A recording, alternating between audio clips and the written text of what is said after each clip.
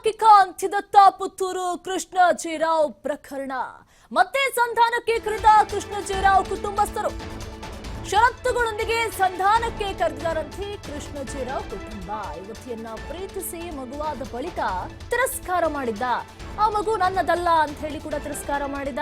ಅವನಂಗೆ ಹೇಳ್ತಾ ಇದ್ದಾನೆ ಅಂತ ಹೇಳಿ DNA ಪರೀಕ್ಷೆ ಕೂಡ ಒಳಪಡಿಸಲಾಗಿತ್ತು. ಅದಾದ್ಮೇಲೆ ಅವನದೇ ಮಗು ಅಂತ ಹೇಳಿ ಪ್ರೂವ್ ಕೂಡ ಆಯ್ತು. ಆ ಹುಡುಗಿಯ ಸಂತ್ರಸ್ತೆ ಏನಿದ್ದಾಳೆ ಆ ಹುಡುಗಿ ಮತ್ತೆ ಅವರ ತಾಯಿ ಕೂಡ ಪ್ರೆಸ್ ಕ್ಲಬ್ನ ಮುಂದೆ ಸಾಕಷ್ಟು ಅಳಲನ್ನ ತೋಡ್ಕೊಂಡಿದ್ರು. ಒಂದು ಸಾರಿ ಸಂಧಾನಕ್ಕೆ ಬಂದ್ರೆ ಸಾಕು, ಕೂತ್ಕೊಂಡು ಮಾತಾಡೋಣ, ಅದಕ್ಕೂ ಕೂಡ ಬರ್ತಾ ಇಲ್ಲ. ಅವನ ಜೊತೆ ಮಾತನಾಡ್ಬೇಕು ಅಂತ ಹೇಳಿದ್ರು ಕೂಡ ಅವನ ತಂದೆ ಬಿಡ್ತಾ ಇಲ್ಲ. ಹೇಗಾದ್ರೂ ನಮಗೆ ನ್ಯಾಯವನ್ನ ಕೊಡಿಸಿ ಅಂತ ಹೇಳಿ ಮಾಧ್ಯಮದ ಮುಂದೆ ಅಂಗಲಾಚಿ ಬೇಡ್ಕೊಂಡಿದ್ರು. ಈಗ ಕೃಷ್ಣ ಜೇರಾವ್ ಅವರ ಕುಟುಂಬ ಸಂಧಾನಕ್ಕೆ ಒಪ್ಪಿಕೊಂಡಿದೆ. ಹಲವಾರು ಷರತ್ತುಗಳನ್ನು ಕೂಡ ವಿಧಿಸಿರುವಂತದ್ದು. ಮಗುವಾದ ಬಳಿಕ ತಿರಸ್ಕಾರ ಮಾಡಿದ್ರು ಕೃಷ್ಣ.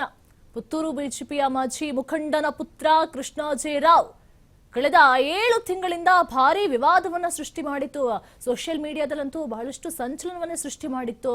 ಮಗು ಅವಂದೇ ಅಂತ ಹೇಳಿ ಪ್ರೂವ್ ಆದ್ರೂ ಕೂಡ ನನ್ನದಲ್ಲ ಅಂತೇಳಿ ಹೇಳ್ತಾ ಇದ್ದ.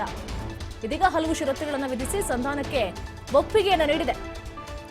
ಷರತ್ತು ನೋಡಿ, ಕುಟುಂಬದ ವಿರುದ್ಧ ಯಾವುದೇ ಹೇಳಿಕೆಯನ್ನ ನೀಡಬಾರದು, ಕಲ್ಲಡ್ಕದಲ್ಲಿ ಆಯೋಜಿಸಿರುವಂತಹ ನಾಮಕರಣವನ್ನ ಕೈ ಬಿಡಬೇಕು, ಕುಟುಂಬದ ವಿರುದ್ಧ ಯಾವುದೇ ಹೇಳಿಕೆಯನ್ನು ಕೂಡ ಕೊಡಬಾರದು, ಸಂಧಾನಕ್ಕೆ ಸಂತ್ರಸ್ತೆ ಮತ್ತು ಆಕೆಯ ತಾಯಿ ಮಾತ್ರ ಬರಬೇಕು. ಸದ್ಯಕ್ಕೆ ಷರತ್ತಿಗೆ ಒಪ್ಪಿದ್ದಾರೆ ಸಂತ್ರಸ್ತ ಯುವತಿಯ ಕುಟುಂಬಸ್ಥರು. ಆದರೆ ಜನವರಿ 31ರ ಒಳಗೆ ಮದುವೆ ಮಾಡಿಕೊಳ್ಳಲು ಆಗ್ರಹ ಕೂಡ ಕೇಳಿ ಬರ್ತಾ ಇದೆ. ಹಲವಾರು ಷರತ್ತುಗಳು ಕೂಡ ಇದೆ. ಹಾಗಾದ್ರೆ ಸಂಧಾನದಲ್ಲಿ ಏನೆಲ್ಲ ಮಾತುಕತೆಗಳು ಆಗುತ್ತೆ, ಕೊನೆಯದಾಗಂತೂ ಮದುವೆ ಆಗೋದಕ್ಕೆ ಒಪ್ಕೊಳ್ತಾರಾ? ಪೊಲೀಸ್ ಠಾಣೆ ಅಥವಾ SP ಕಚೇರಿಯಲ್ಲಿ ಸಂಧಾನಕ್ಕೆ ಆಗ್ರಹ ಕೂಡ ಕೇಳಿ ಬರ್ತಾ ಇದೆ. ಇಲ್ಲದೇ ಇದ್ರೆ ಫೆಬ್ರವರಿ 7ರಂದು ಕಲ್ಲಡ್ಕದಲ್ಲಿ ಹೋರಾಟ ಕೂಡ ಆರಂಭ ಮಾಡ್ತೇವೆ, ಇದಂತೂ ಇಲ್ಲಿಗೆ ಬಿಡೋದಿಲ್ಲ, ಒಂದೇ ಮಗು ಅಂತ ಹೇಳಿ ಪ್ರೂವ್ ಆಗಿದೆ, ಅವನು ಹೇಗೆ ಹೇಳ್ತಾನೆ ನನ್ನ ಮಗು ಅಲ್ಲ ಅಂತ ಹೇಳಿ ಪಾಪ ಸಂತ್ರಸ್ತೆ ಗೋಳಾಡ್ತಾ ಇದ್ಲು.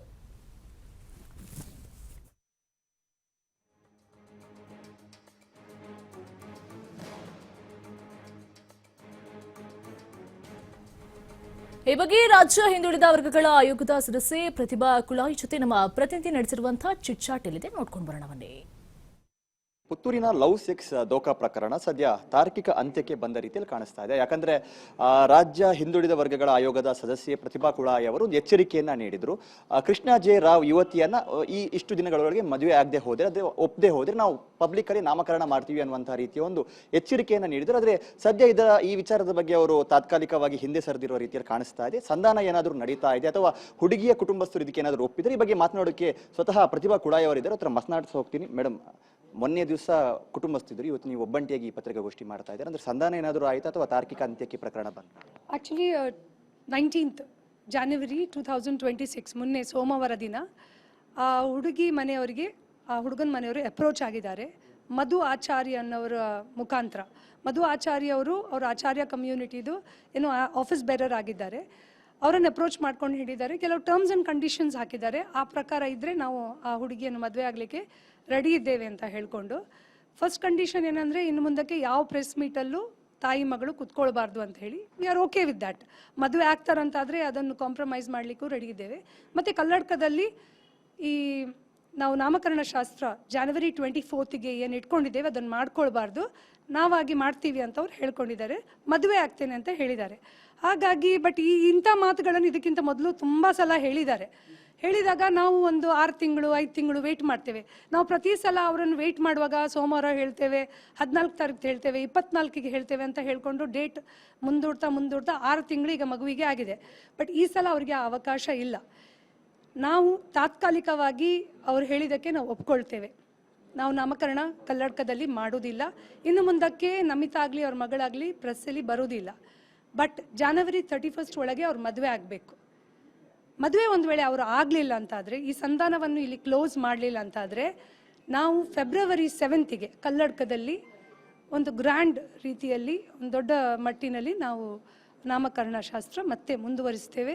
ಮತ್ತೆ ಅದರ ನಂತರ ಪುತ್ತೂರಲ್ಲಿ ಬೇರೆ ಬೇರೆ ರೀತಿಯಾದ ಹೋರಾಟಗಳನ್ನು ನಾವು ಹಮ್ಮಿಕೊಳ್ತೇವೆ ಅಂತ ಹೇಳಿ ಈ ಸಂದರ್ಭದಲ್ಲಿ ಹೇಳಿಕ್ಕೆ ಇಚ್ಛಿಸ್ತೇನೆ. ಸಂಧಾನಕ್ಕೆ ನಿಮಗೆ ಆಹ್ವಾನ ಇದೆಯಾ ಅಥವಾ ನೀವು ದೂರ ಇರಬೇಕು ಅನ್ನುವಂಥ ರೀತಿಯಲ್ಲಿ ಏನಾದರೂ? ನನಗೆ ಸ್ಟ್ರಿಕ್ಟ್ ಆಗಿ ಹೇಳಿದ್ದಾರೆ, ನಾನು ಯಾವ ಸಂಧಾನಕ್ಕೂ ಬರಬಾರ್ದು ಅಂತ ಹೇಳಿ ನನ್ನನ್ನು ದೂರ ಇಟ್ಟಿದ್ದಾರೆ. ದೂರ ಇಟ್ಟರು ನನಗೆ ಏನು ಪ್ರಾಬ್ಲಮ್ ಇಲ್ಲ. ನನಗೆ ಒಟ್ಟರಾಶಿ ಆ ಹುಡುಗಿಗೆ ಯಾರು ನ್ಯಾಯ ಕೊಡಿಸಿದ್ರು ಓಕೆ. ಕಲ್ಲಡ್ಕ ಪ್ರಭಾಕರ್ ಭಟ್ರು ನ್ಯಾಯ ಕೊಡಿಸಿದ್ರು ಓಕೆ. ಮದುವೆಗೆ ಬರಬೇಡಿ ಹೇಳಿದರೆ ನಾನು ಹೋಗೋದಿರ್ತೇನೆ, ಏನು ಪ್ರಾಬ್ಲಮ್ ಇಲ್ಲ. ಆದರೆ ಇದು ಇದು ಫಂಕ್ಷನ್ ಮಾಡಬೇಡಿ ಅಂದ್ರೆ ನಾನು ಓಕೆ ಅವ್ರು ಹೇಗೆ ಹೇಳ್ತಾರೆ ಹಾಗೆ, ಯಾಕೆಂದರೆ ಫೈನಲಿ ಅವ್ರ ಮಗಳ ವಿಷಯ ಇದು, ಅವರ ಮಗಳಿಗೆ ಒಳ್ಳೇದಾಗ್ತದೆ ಅಂತಾದರೆ ಅವ್ರು ಹೇಳಿದಾಗೆ ನಾನು ಕೇಳಲಿಕ್ಕೆ ರೆಡಿ ಇದ್ದೇನೆ. ಬಟ್ ನಾನು ವೈಯಕ್ತಿಕವಾಗಿ ಮೀಡಿಯಾದಲ್ಲಿ ಜನರಿಗೆ ತಿಳಿಸ್ಬೇಕು, ಯಾಕೆಂದರೆ ಇಡೀ ತುಳುನಾಡಿನ ಜನರು ಈ ಪ್ರಕರಣವನ್ನು ತುಂಬ ಸೂಕ್ಷ್ಮವಾಗಿ ಅವರು ಗಮನಿಸ್ತಿದ್ದಾರೆ, ಸಪೋರ್ಟ್ ಮಾಡ್ತಾ ಇದ್ದಾರೆ. ನಾನು ಎಲ್ಲಿ ಹೋದರೂ ಜನ ಸಪೋರ್ಟ್ ಮಾಡ್ತಾ ಇದ್ದಾರೆ. ಮತ್ತು ಇವನ್ ಈ ಕ್ರೆಡಲಿಂಗ್ ಸೆರೆಮನಿಗೆ ಸಹ ಎಷ್ಟೋ ಜನ ಪರ್ಸ್ನಲಿ ಆಗಿ ಫೋನ್ ಮಾಡಿ, ಅವ್ರು ಯಾರು ಏನು ಅಂತ ಗೊತ್ತಿಲ್ಲ, ಫೋನ್ ಮಾಡಿ ಎಷ್ಟೋ ಜನ ಹೇಳಿದ್ದಾರೆ ನೀವು ಸೋಷಿಯಲ್ ಮೀಡಿಯಾದಲ್ಲಿ ಹಾಕಿ ನಾವು ಆ ಫಂಕ್ಷನ್ಗೆ ಬರ್ತೇವೆ ಅಂತ ಹೇಳಿ. ಹಾಗಾಗಿ ಹೆಣ್ಣು ಮಕ್ಕಳಿಗೆ ರಾಜಕೀಯ ಪಕ್ಷವೇ ಬೇಕು, ಹಿಂದೂ ಮುಖಂಡರೇ ಬೇಕು ಅಂತ ಏನಿಲ್ಲ. ಜನಸಾಮಾನ್ಯರು ಸತ್ಯ ಇದ್ದವರು ನಮ್ಮ ಜೊತೆ ನಿಂತರೆ ಸಾಕು. ಇದಿಷ್ಟು ಪ್ರತಿಭಾ ಕುಳಾಯಿಯವರ ಮಾತು. ಆದಿತ್ಯ TV5 ಮಂಗಳೂರು.